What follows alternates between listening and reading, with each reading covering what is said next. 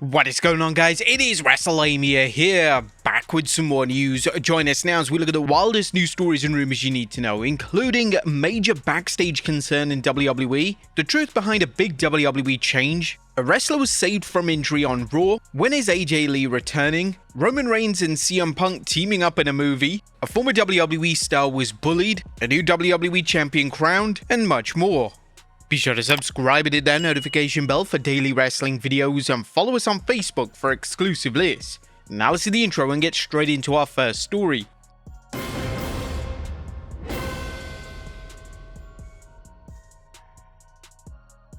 Now first story looks at major backstage concern in WWE.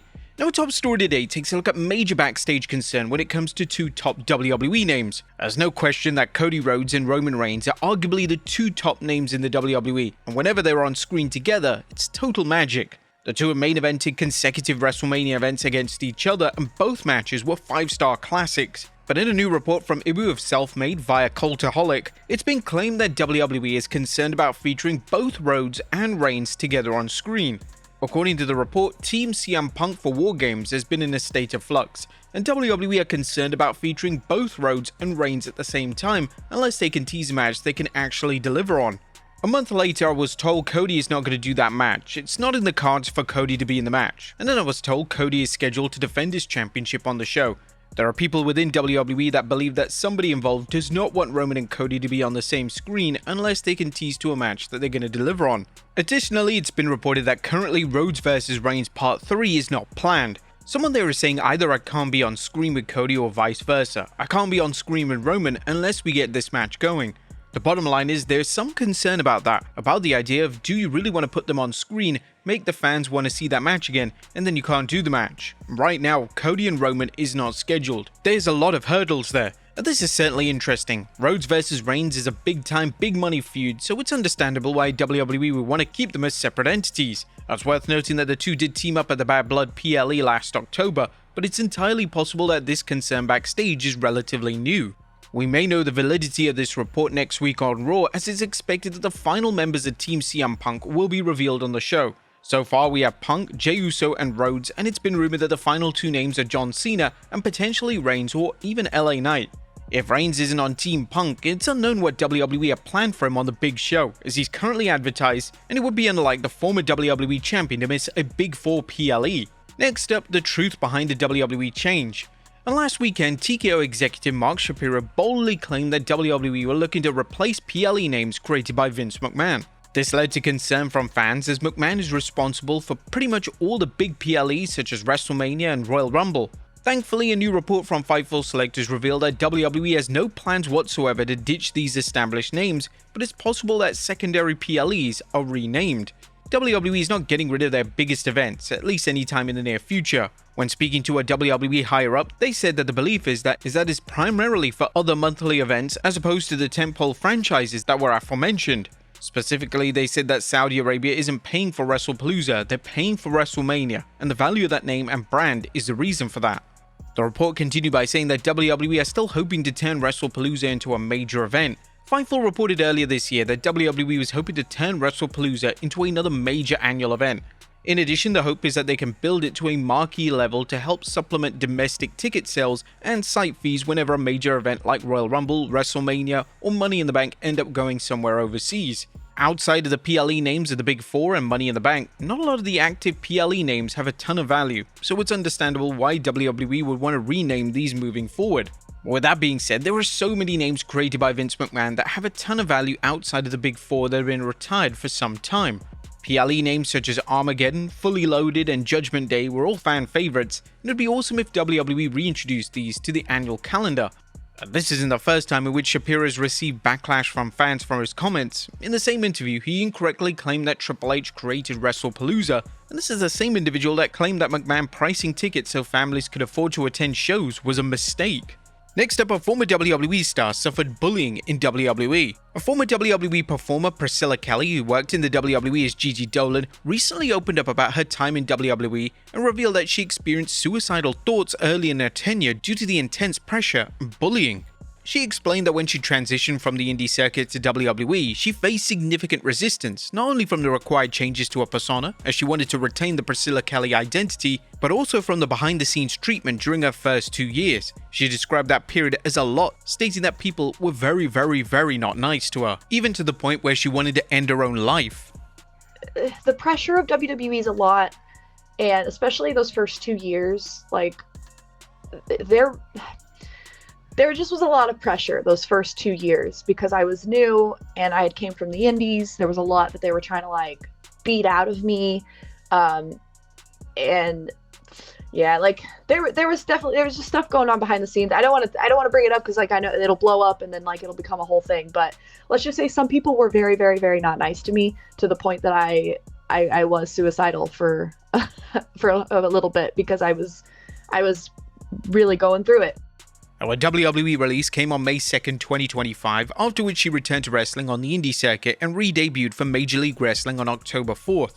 Next up, a WWE star shuts down report. A WWE star Carmelo Hayes has taken to X to officially shut down a report relating to him and Paul Heyman. On X, an account from someone called Larissa said that sources in WWE have claimed that Heyman refuses to work with the former NXT champion. Larissa added that Heyman won't even look Hayes in the eye and pitched Logan Paul to join the Vision instead of Hayes. In a response to this report, Hayes stated, "I don't know what you were trying to accomplish with this bullshit post. This couldn't be further from the truth." And naturally, the original report was quickly deleted. There's a worrying trend of random people on X posting as legitimate credible wrestling journalists, and when they're pushing false agendas like this, the chances are they're going to be called out by fans and WWE talent themselves. I mean, there are some funny ones online, but when you're pushing this type of bullshit agenda, then you're going to get called out.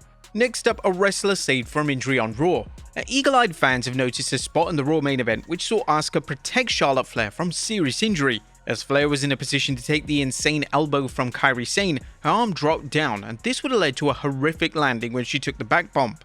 Thankfully, Asuka quickly realized this and instantly moved Flair's arm to the side. Flair was unable to safely take the bump without a hitch. Asuka has received a ton of praise for this save on social media, and she's once again showing why she's considered to be one of the greatest pro wrestlers of all time. Next up, when is AJ Lee returning? A few months ago, it was reported by various sources that AJ Lee was going to be part of War Games, and it does look like this is still the case. According to Dave Meltzer on the Wrestling Observer Radio, the original lineups for the match look to be playing out on screen on Raw, and AJ could return as easily as next week. On the women's side, AJ Lee and Becky Lynch were going to be the captains, so they could still be added, but in the end, they would have to happen next week. But we know 8 of the people, which should be Lash Legend, Nia Jax, and the Kabuki Warriors, and Charlotte Flair, Alexa Bliss, and Rhea Ripley, and Io Sky. AJ making a return to WWE at MSG would be a huge deal, and the idea of her in a match with names such as Asuka, Charlotte, and Rhea Ripley is something we never thought we'd ever see. Next up, John Cena confirmed to wrestle at MSG. It's been confirmed that WWE great John Cena will be wrestling at Madison Square Garden for his final Raw next week. Although this was heavily rumored, it was yet to be confirmed, but yesterday Netflix put out an official statement which read, "This Monday night witnessed the end of an era. John Cena takes center stage for his final appearance ever on Monday Night Raw. One last match, one unforgettable farewell. Celebrate the legacy of a true WWE legend. Don't miss John Cena's farewell moment. Monday Night Raw, November 17th, only on Netflix." Fans on social media heavily pushing for Cena to wrestle CM Punk, especially with the match at Night of Champions having a lackluster finish back in summer. It's likely that WWE uses the huge platform that is Cena's final match on Raw to build up War Games. Does WWE deliver Cena vs Punk to set up his involvement in the match type? Another possibility is that they deliver Cena and Punk versus The Vision in the main event of the show, and this would easily allow WWE to introduce other key players such as Logan Paul. Another popular suggestion from fans is to see Cena deliver an open challenge for the IC Championship. Cena's Open Challenge series back in 2015 accounted for some of the best work of his career, and it'd be fitting if Cena ran this back one final time. This kinda seems unlikely at this stage, as SmackDown has an ongoing US title Open Challenge, and WWE may wish to avoid running the same type of storyline on both main roster shows. Whatever they have planned, Cena's final Raw appearance is bound to be electric, and as things stand, Cena has just 3 appearances left before he calls it a day in the squared circle. But one top name has been ruled out to face John Cena. One of the most common suggestions for Cena's final opponent has been Oba Femi. Femi has been one of the top stars in NXT for some time, and he's labeled by many as a future main roster world champion. Femi was heavily rumored to be part of Cena's final match tournament, however it looks like he won't be involved. Last night on NXT TV, he returned to NXT programming and he's once again on the hunt for the NXT title. Whilst wrestlers pulling double duty on both NXT and the main roster isn't a new concept, it would be strange if Femi is working two major angles at the same time, so we may be able to rule him out of the tournament at this stage. There's been zero updates in relation to who is expected to win the tournament itself. The last official update stated that Gunther was planned to be the victor, but this was reported back in summer, and they may have decided to go with someone completely different by now. Next up, Roman Reigns and CM Punk teaming up in a movie. Roman Reigns and CM Punk are officially teaming up outside of WWE. The two have officially joined the cast of Zootopia 2, and it's been reported that the two will voice zebra cops. It's quite funny considering the Public Enemies podcast on Twitter mentioned this all the way back last year, saying CM Punk and Roman look like they're about to star in a buddy cop movie. Now it's happening. The movie is set to release this month, and Reigns and Punk aren't the only WWE talent involved, as The Rock is also set to voice an antelope. Next up, a new WWE champion crowned. Now, we officially have a new Speed champion and his name is Jasper Troy. On last night's episode of NXT, El Grande Americano, accompanied by Rayo and Bravo, defended the title against Troy, with Troy picking up the win to the shock of the crowd. Now, it's possible that WWE wants Americano to wrap up his commitments in NXT, and that's why he dropped the infamous championship. And the top merch sellers have been revealed. Now, our final story today takes a look at official data from WWE, who have revealed the top merch sellers at 2025. It's unusual for WWE to make this info public, but it's possible that WWE simply wanted to celebrate the wrestlers that have sold the most merch over the past 11 months.